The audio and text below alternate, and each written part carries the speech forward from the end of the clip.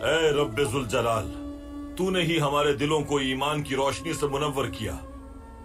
ہم تیری ہی عبادت کرتے ہیں اور تیرے نام کی سربلندی کے لیے تجھ سے مدد مانگتے ہیں. ہمیں فتح مند فرما یا رب. آمین. ہمیں ظالموں کے شر سے حفاظت اور مظلوموں کا ساتھ دینے والا بنا یا رب. آمین.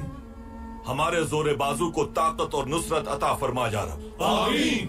ہمارے ایمان کو ہماری سب سے بڑی طاقت بنا یا رب. آمین. اور ہماری دعاؤں کو حضرت محمد مصطفیٰ صلی اللہ علیہ وسلم کی حرمت کے صدقے قبول فرما یا رب. قبول فرما یا رب. قبول فرما یا رب. آمین.